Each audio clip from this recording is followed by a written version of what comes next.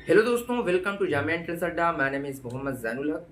आज की वीडियो में हम समझेंगे कि आखिर लोकसभा के स्पीकर को हटाया जा सकता है या नहीं। अगर हाँ तो कैसे, और क्या इंडियन हिस्ट्री में कभी स्पीकर को रिमूव किया गया है या नहीं।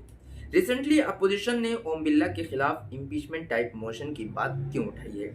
आज हम इंडियन कॉन्स्टिट्यूशन और पार्लियामेंट के रूल्स के थ्रू पूरा सिस्टम को समझने की कोशिश करते हैं। लोकसभा के स्पीकर का जो रिमूवल प्रोसेस है, ये सिर्फ पॉलिटिकल न्यूज़ नहीं है, बल्कि एक कॉन्स्टिट्यूशनल मैकेनिज्म है जिसे समझना बहुत ज़रूरी है। और फिर उन लोगों के लिए जो कि जामिया मिल्लिया इस्लामिया या अलीगढ़ मुस्लिम यूनिवर्सिटी के एंट्रेंस की प्रिपरेशन कर रहे हैं। सबसे पहले समझते हैं कि आखिर स्पीकर का रोल क्या होता है लोकसभा के अंदर। लोकसभा स्पीकर हाउस का प्रिसाइडिंग ऑफिसर होता है। स्पीकर इंश्योर कराता है कि डिबेट ऑर्डरली हो, रूल्स फॉलो हो और पार्लियामेंट्री डेमोक्रेसी स्मूथली चले। इंडियन कॉन्स्टिट्यूशन का आर्टिकल 93 कहता है कि लोकसभा अपने मेंबर्स में से एक स्पीकर और डिप्टी स्पीकर इलेक्ट करेगी। स्पीकर न्यूट्रल पोजीशन पर होता है।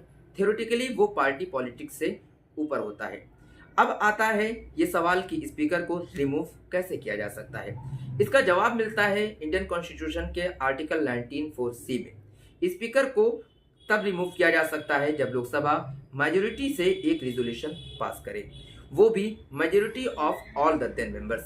इसका क्या मतलब होता है? Majority of all the 10 members का मतलब ये होता है कि लोकसभा की जो स्ट्रेंथ है 543, इनकी मेजोरिटी चाहिए।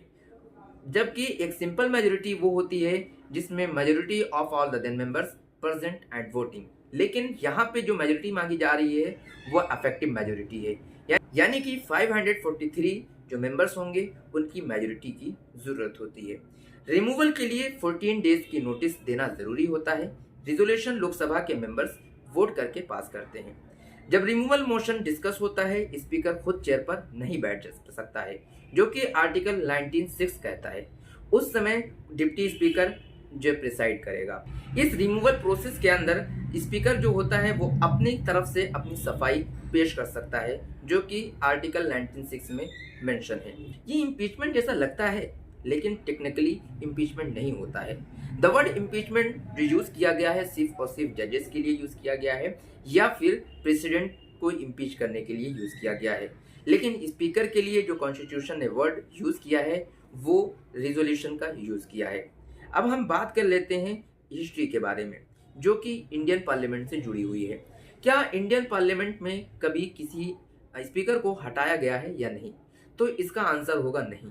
अभी तक किसी भी स्पीकर को रिमूव नहीं किया गया है बाय द रिजोल्यूशन। इंडिया की पार्लियामेंट्री हिस्ट्री में स्पीकर को सक्सेसफुली रिमूव करने का केस प्रैक्टिकली नहीं हुआ है, लेकिन कुछ स्पीकर्स के खिलाफ रिमूवल मोशन इंट्रोड्यूस हुए थे। 1960s और 1970s में पॉलिटिकल टेंशन के दौरान अपोजिशन ने कुछ स्पीकर्स के खिलाफ मोशन लाने की कोशिश की, लेकिन मेजोरिटी सपोर्ट ना होने की वजह से मोशन फेल हो गया। इससे एक बात क्लियर हो जाती है कि स्पीकर को रिमूव करना बहुत ही रेयर चांस है, क्योंकि इसके अंदर majority of all the 10 members की जरूरत होती है। अब हम बात करते हैं करंट सिचुएशन की। आखिर ओम बिरला के खिलाफ ये रेजोल्यूशन क्यों लाया जा रहा है? इसका रीजन पता चलता है कि राहुल गांधी जो कि अपोजिशन लीडर हैं, उन्हें बोलने नहीं दिया जाता है। और अभी रिसेंटली 8 मेंबर्स जो कि लोकसभा के मेंबर्स हैं, उन्हें सस्पेंड कर दिया गया है। इस रीजन की वजह से अपोजिशन ये रिजोल्यूशन ला रही है। क्या ये रिजोल्यूशन पास हो पाएगा या नहीं, कमेंट में बताइएगा। मिलते हैं नेक्स्ट वीडियो में। Thank you for watching this video.